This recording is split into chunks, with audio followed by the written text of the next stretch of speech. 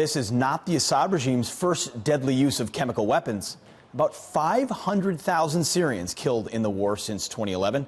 That's about 2% of their population. And more than 5.4 million people have fled Syria since 2011. Joining us now to react, Congressman Steve Russell, who's also a retired Army Lieutenant Colonel, and Hudson Institute fellow Rebeccah Heinrichs. Thank you both for joining me this morning. Colonel, I will start with you. People may not know this about your biography. You were part of the hunt for Saddam Hussein when we took down that dictator. We're facing down another dictator. Some will say, well, Bashar al-Assad is ultimately fighting Islamists.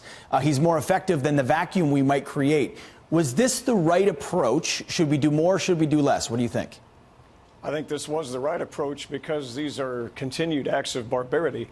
And while we see condemnations from Iran and Syria, what we have to remember, and even condemnations from Russia, we take great pains to use our force for good to protect innocent people and avoid collateral damage. They use chemical weapons, wipe out infrastructure, and cause tremendous human suffering. So they're going to be in a very untenable position. This is the right approach. The president did have the authority, and we're grateful for our allies in the operation. Absolutely. Rebeccah, other nations are watching as well. And we've talked to other experts this morning and say, while we're talking about Syrian strikes today, we could be talking about North Korea tomorrow. If you're Kim Jong-un and you see the fact that America now enforces red lines, does this bring a new calculation to us sitting down with them? Could they actually be thinking about or looking at denuclearization? Oh, I think so. And the message is clear. It is a waste of time and energy and resources to invest in chemical weapons, to proliferate them, and certainly to employ them. Remember, it's the North Koreans that are assisting the Syrians in their chemical weapons development. So that message was sent loud and clear. Also, I would commend President Trump's statement that he made to the American people when the attacks were underway. That was just a clear, powerful display of American leadership. He explained to both Russia and to the Iranians that you need to stop supporting this barbaric dictator in Assad, and that this might not be the last that you see of us, that the ball is in Assad's court, but there is more where this came from. Colonel Russell, just 5 minutes ago, the president sending out another new tweet this morning. He said this. He said, "So proud of our great military, which will soon be, after the spending of billions of fully approved dollars, the finest that our country has ever had. There won't be anything or anyone even close." As someone who's actively engaged with Pentagon leadership, but also troops still serving, is that the sense that the Pentagon has these days, that they have everything that they need to execute on multiple fronts around the world? Our warriors can fight with flintlocks and hatchets and get the job done if we need to. But knowing that you have a commander-in-chief that has your back, and also knowing that we have clarity in our foreign policy and that we're using a force for good. The men and women on this mission last night, they had no misgivings about what it was that they were trying to stop.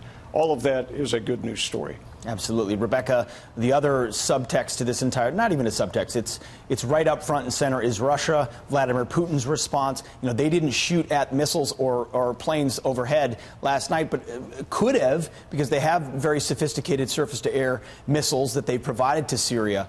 Do you see this as, will there be an escalation, do you think, with Russia? And if so, what could it look like? Well, I certainly hope not. I think, President Trump and Secretary Mattis are very clear-eyed about the danger of that. But we cannot allow the Russians to dictate the terms, especially when it comes to U.S. interests. And so I think that the message was clear to the Russians. And it is interesting that with all of the bluster and threats from the Russians, they did nothing as the United States pursued our interests and retaliated in this limited strike that took out these targets related to the chemical weapons program. And remember, the reason we did this wasn't purely humanitarian. It was the intersection of humanitarian and U.S. interests. And that is because chemical weapons are in a category all to themselves. We cannot allow them to be normalized, or U.S. troops and Americans overseas will be on the receiving end of those one day. Colonel, exit question briefly. We told Assad not to do it, and he did it. We told him not to do it again, and he did it. Do you think this ends his use of chemical weapons, or could he do it again? Well, I think the influencers over him really hold the keys to that. President Trump has offered to reach out to Mr. Putin in a couple of weeks past. He laid out clear 4 principles that have to be done with regard to the containment of these chemical weapons. If Mr. Putin was wise, he would accept the opportunity to meet with the president, and they can see how they can accomplish those 4 objectives. Rebeccah, same question to you. If you had to look ahead a year from now, no one has a crystal ball, but do you think this makes it likely they stop chemical weapons use and stick with conventional weapons?